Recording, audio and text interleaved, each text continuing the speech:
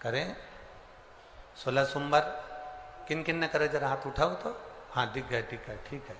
और जितने लोग आस्था चैनल पर सुन रहे हैं, जितने लोग फेसबुक यूट्यूब पर कथा सुन रहे हैं, जितने लोग इस पवित्र भूमि पर छिंदवाड़ा की पावन शिव महापुराण की कथा श्रवण कर रहे हैं, हम आपसे पूछना चाहें, आपने 16 सोमवार का व्रत करा, 16 सोमवार का उद्यापन करा, 16 सोमवार का नियम लिया, 16 सोमवार की पोथी पढ़ी, 16 सोमवार की कथा पढ़ी, 16 सोमवार पे चूरमा बनाया, किसी ने 3-3 बार व्रत करा, किसी ने बेलपत्री का करा, किसी ने चूरमे का करा, किसी ने मिश्री का करा।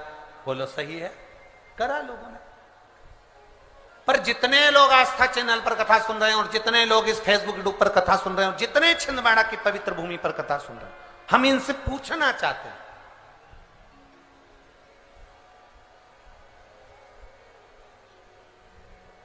पांच व्रत नहीं, 6 व्रत नहीं, 7 व्रत नहीं, 11 व्रत नहीं, हमारे सनातन धर्म में तो 11, 21, 51, बोलो सही है, 7, 5, ऐसा नियम चला आया है हमारे सनातन धर्म का कि 5 व्रत करना है, 7 व्रत करना है, नवरात्रि के 9 व्रत करना है, 11 व्रत करना है, 21 व्रत करना है, 31 करना है, 108 करना है, 1008 करना है। ऐसा नियम हमारे शास्त्रों का चला आया।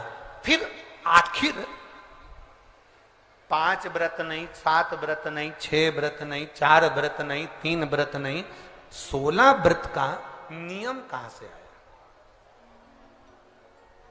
16 व्रत ही क्यों?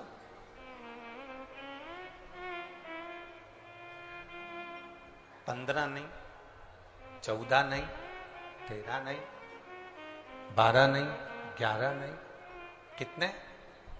16। ये 16 व्रत का नियम कैसे?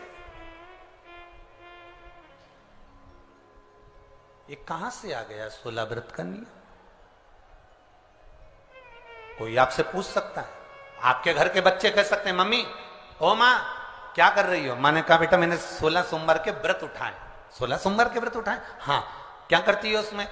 बेटा शाम के समय जब तीसरा पहर होता है, प्रदोष काल होता है, प्रदोष का जो समय होता है, शाम का जो समय होता है, उस शाम के समय पर हम 16 सोमवार का पूजन करते हैं। शिव जी का शिवलिंग का निर्माण करना या शंकर भगवान का शिवलिंग घर में उसकी पूजन अर्चना करना, उसका निर्माण करना और पूजन करके जो भी चीज से हमने सोमवार करे हैं, जो 16 सोमवार के प्रथम सोमवार में चूरमे से करो, चाहे तुम बेलपत्री से करो, चाहे तुम मिश्री से करो, जिससे तुम पहला व्रत करोगे, 16 की 16 व्रत उसी चीज से होंगे, उसी प्रसाद से होंगे।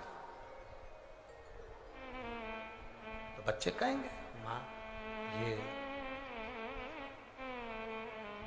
16 व्रत का विधान कहां से आया, 16 व्रत का नियम कहां से आया? आपके बच्चे पूछ सकते हैं, आपसे पूछेंगे, आपके बच्चे आपसे पूछेंगे कि ये 16 व्रत का विधान कहां से आया, 16 व्रत का नियम कहां से? तब आपको बताना है।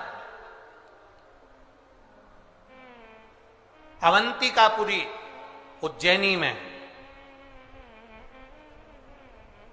एक कन्या रहती थी जिसका नाम सुगंधा था।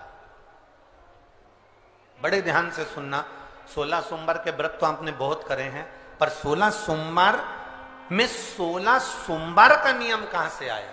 15 नहीं, 14 नहीं, 5 नहीं, 6 नहीं, 7 नहीं, 21 नहीं, 20 नहीं, 16 का नियम कहां से आया? वो 16 के नियम को जाने। और यहीं से 16 सोमवार व्रत की प्रारंभता है, इस कथा की प्रारंभता। और जिन जिन को स्मरण में ना हो, मेरी माताओं से निवेदन है, जिनको नहीं मालूम है कि 16 सोमवार के 16 व्रत का विधान कहां से आया, उनको आप सुना सकते हो, आप उनको बता सकते हो। अवंतिकापुरी में एक सुगंधा नाम की एक बड़ी सुंदर कन्या रहती थी, बड़ी सुंदर थी। उसमें उसके चेहरे पर बड़ा आकर्षण था, उसके चेहरे पर बड़ी चमक थी, उसके चेहरे पर बड़ी रौनकता थी, बड़ी रौनक। अब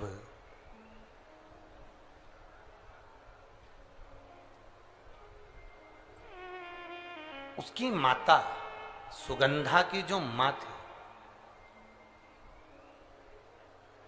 सुगंधा जो कन्या थी, उसकी जो माता थी जिसका नाम रेणुका था, वो रेणुका एक काम बड़ा विचित्र करती थी।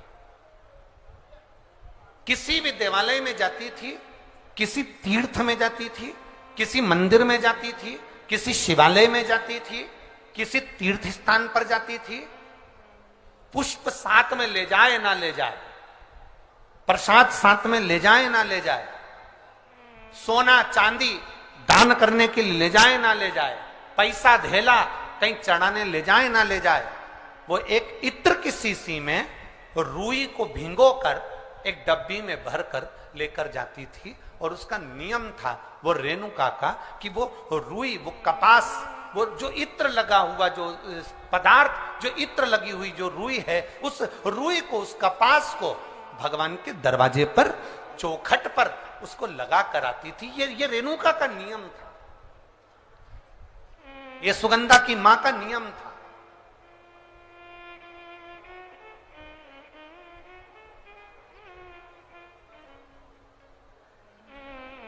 एक नियम हमारी जिंदगी में हम जो लेते हैं, वो नियम हमारे लिए सिद्धता देता है। आप में से कई माताएं ऐसी बैठी होंगी जिन्होंने नियम लिया होगा कि मैं शिव जी के मंदिर में जब भी जाऊंगी, मैं देवादिदेव महादेव के मंदिर में जब भी जाऊंगी, मैं शंकर भगवान के मंदिर में जब भी पहुंचूंगी तो वहां झाड़ू लगा दूंगी, मां पोछा लगा दूंगी। बैठी हैं ऐसी माताएं यहाँ पर जो मंदिर में जाकर कभी झाड़ू पोछा लगा देती हो हैं? तो आप जाकर शिव के मंदिर में बुआरी लगा रहे हो, झाड़ू लगा रहे हो, पोछा लगा रहे हो, या जो बहुत सारे दिए लोग लगाकर चले जाते हैं, जलाकर चले जाते हैं, दिए ठंडे हो जाते हैं, उन दियों को भरकर एक डलिया में, एक खोखे में, एक जगह पर ले जाकर आप रख देते हो, उसका पुण्य कितना है? शिव महापुराण की कथा करी, कितना पुण्य।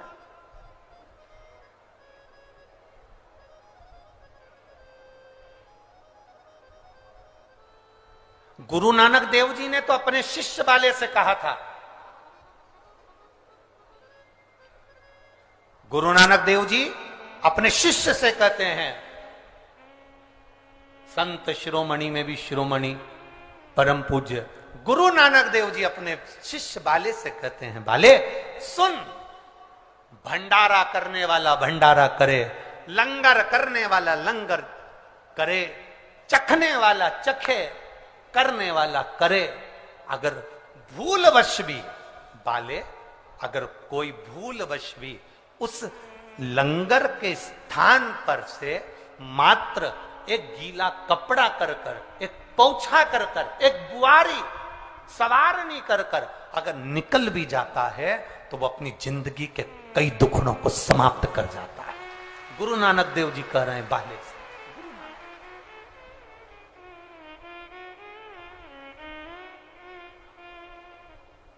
अब शिरोमणि संतों में शिरोमणि गुरु नानक देव जी कहते हैं कि कोई लंगर करे, कोई लंगर चखे, मतलब कोई भंडारा करे और कोई भंडारा खाए, कोई लंगर करे, कोई लंगर चखे। अगर वो चखने वाला भी उठकर चले गया और वहां पर से आप अगर निकल कर जा रहे हो और आपने अगर मात्र वहां सवारनी से आपने मात्र झाड़ू भी लगा दी, पोछा भी लगा दिया, उसको कहीं ना कहीं किसी ना किसी रूप में आपने सेवा कर दी, तो उस सेवा का फल क्या है? तो गुरु नानक देव जी कहते हैं उसका फल यह है कि आपकी जिंदगी में जितने जितने दुख, जितनी जितनी तकलीफें आपकी जिंदगी में, जितना जितना कष्ट आपके जीवन में, जितना जितना रोग, जितनी जितनी तकलीफें आपके जीवन में आ रही होती हैं, वो सारी की सारी तकलीफें अपने आप समाप्त होती चली जाती है, अपने आप समाप्त हो।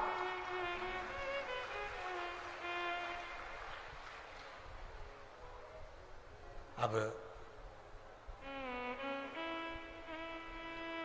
रेणुका नियम था, एक इत्र की शीशी में से इत्र निकाल लेती थी, उस इत्र को रेणुका वो भगवान की जो चौखट थी, भगवान का जो द्वार था, भगवान की जो दरवाजा था, भगवान का जो द्वार था, भगवान की जो चौखट थी, उस चौखट पर उसको लगा देते। उसका फल क्या मिला? अभी इस पत्र के माध्यम से अपन ने सुना, इन्होंने जो फोटो लगाए करे सब, इस पत्र के माध्यम से अपन ने देखा कि डॉक्टर ने कह दिया, डॉक्टर ने बोल दिया कि गर्भाशय में जो बच्चादानी है उसमें इतना तत्व नहीं, इतना बल नहीं है उस बच्चेदानी में कि वो बच्चा सहन कर ले। पर पहले भी आपको कथा में कहा, देवता देते हैं पल्ला झाड़ कर और महादेव देते हैं छप्पर